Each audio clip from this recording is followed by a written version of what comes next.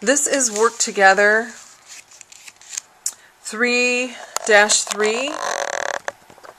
and it's found on textbook page 382 and workbook page 331. This is reporting withholding and payroll taxes. And with an employer, they have to report their taxes quarterly, where employees, when we make money, we report it once a year. And we pay our our taxes in April. Now, an employer is always taking out taxes for us, and then they give us a nice, pretty little form at the end of the year, which is a W-2 form, to show us how much we made that year and how much tax was taken out. And then we fill out our tax forms and pay whatever we owe, or the federal government pays us back money. Where an employer, they have to pay quarterly. And in some cases, some businesses, if they make enough, millions of dollars at a time, they have to pay monthly. So it depends on the business and how much they make. But on a minimum, they have to pay quarterly. So, what do I have to tell you about this besides that? Oh, one of the questions I think in your study guide, they're going to ask about the different forms. There are 4 copies of Form W-2 prepared for each employee. Copies B and C are given to the employee, and copy A to the Social Security Administrator, and copy D to the business's records. Just to let you know. What else did I see in here?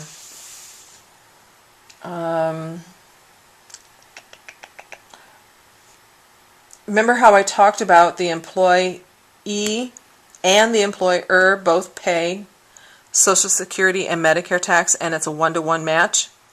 So if the percentage for taking out Social Security is 6.2%, when the employer takes it out, he could really take it times 12.4%, because 6.2% for the employee and 6.2% for the employer, when you add that together, that's 12.4%.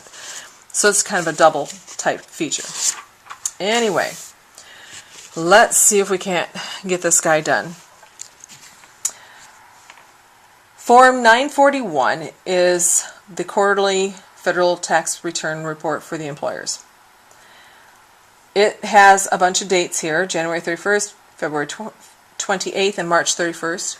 All of them have their total earnings, federal income tax, which was withheld, the employee Social Security tax that was withheld, and the employee Medicare tax that was withheld. Because 3 months' worth would be a whole quarter of the year. It says the company address is listed here. So we need to put this information in. Does it tell us who we were working for? Oh, here, way up in the instructions. This is for Audio Solutions. So, name, Audio Solutions. Right below it, well, not right below it because it's a trade name. That was if you had a nickname for your business. Below that we have address, and they told us it's 625 Sandpiper Street. Over here to the right, they want city, state, and zip. So we put Ormond Beach,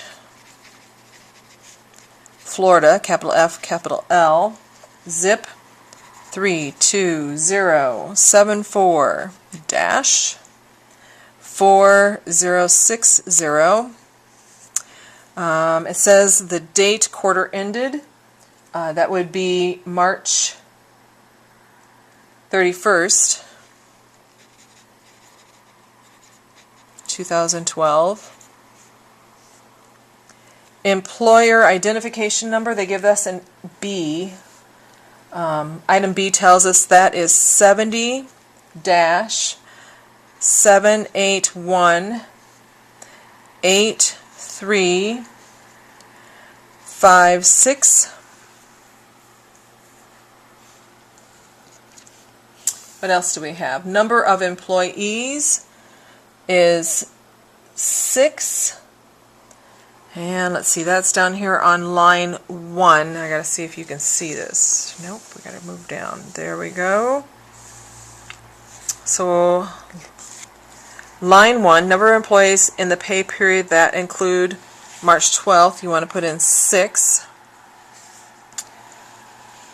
And then it says prepare this for blah blah blah.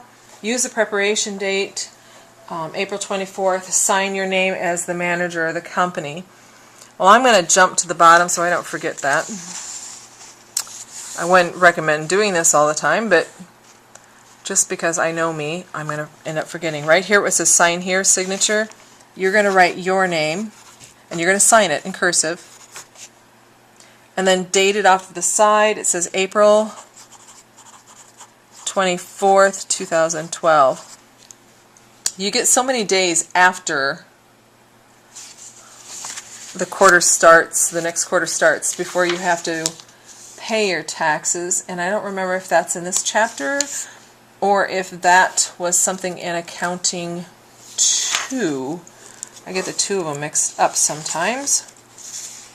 What I'm supposed to tell you and what I'm not supposed to tell you yet. And I don't see it when I'm just skimming the pages. Okay, anyway.